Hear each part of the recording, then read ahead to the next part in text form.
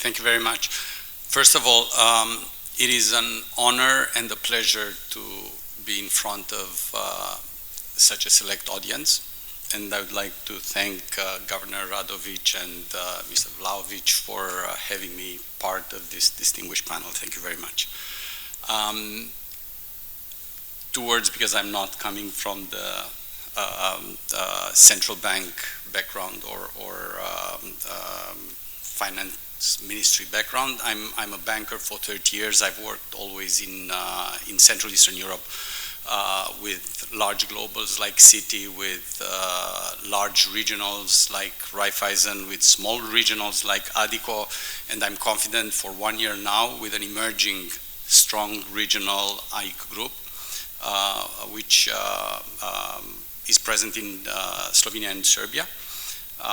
We're regulated, our supervisor is the European Central Bank, and I hope that next week we'll be able to confirm the transactions that we announced in December last year, acquiring the majority stake in Hipotekarna Banka and opening Montenegro as our third market in this aspiration to become a regional player.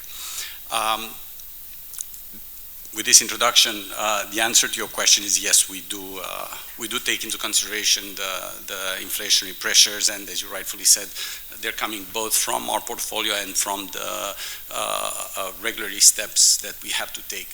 I would want to make three mentions and to leave with you 3 points with regards to the turbulent environment we operate in, and with regards to the fact that there is only that much that we can control. The first thing relates to the importance of the European Union convergence. The second point relates to the importance of creating regional champions. And the third point is about prudently managing during these turbulent times. Let me briefly go to the first point, the importance of EU convergence. I worked in the region, as I was mentioning, and I've seen the convergence process of various Central Eastern European markets. And I can reassure, if anyone had a doubt, that even though the road is bumpy, because of a number of efforts that have to be concluded, as you rightfully indicated a bit earlier, because of external factors that we cannot control. Over the midterm, the accession process is an extremely beneficial process for the local economy, for the market, for the social structures. And you know, the fact that there are structural funds that can be deployed, the fact that the regulatory environment that has to be put in place, look at the banking sector, just makes the economy stronger. It's maybe painful to implement, but at the end of the day, it creates a far stronger and more resilient economic environment. For us as a group, this process of accession and the selection of the markets we go to is largely driven by this concept, the fact that the accession process to the European Union, the convergence of standards, the inflow of capitals, the convergence of living standards, these are all elements that motivate us to go to selected markets in the region. The second aspect that I wanted to leave with you is the importance of regional champions. I believe that the only way to navigate such turbulent times is to be stronger.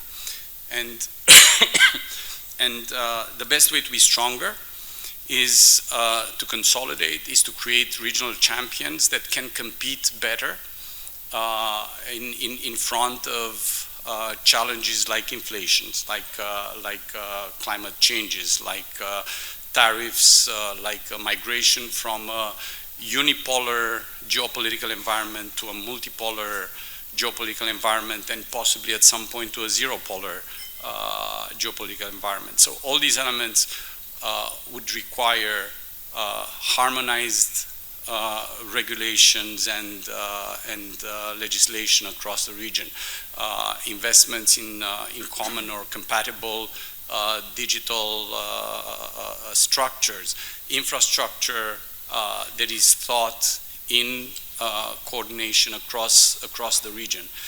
And you know, this particular event is an example. It contributes to creating this regional convergence.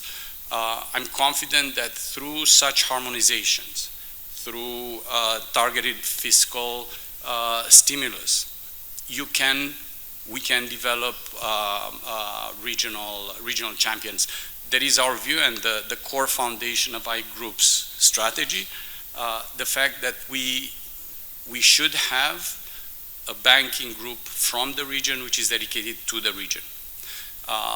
We believe that there has to be in this region financial institutions for which this particular region represents the core priority and not a rounding error in the financial results where, you know, stopping, starting lending, limiting asset growth and so on and so forth represents just a secondary thought.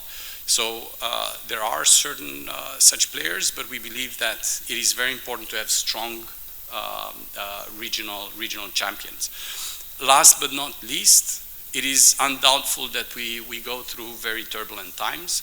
I dare say that since 2008 and the financial crisis, we've always been in turbulent times, whether it was the financial crisis, whether it was pandemic, climate change, energy crisis, war in Ukraine. We're continuously finding ways to be in turbulent times. And there's no substitute in such context than balancing commercial growth with a prudent approach.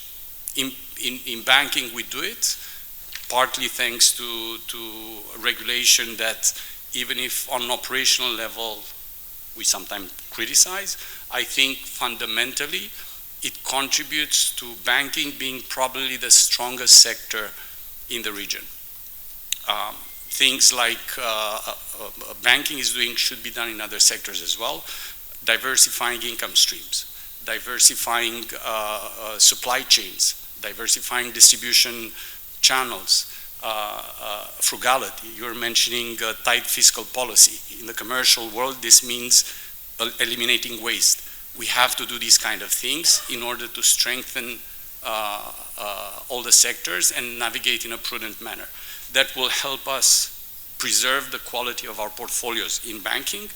And also, I'm convinced that more and more, given the regulatory structure that we have in place, more and more banks are operating as consultants and partners to their customers when problems hit.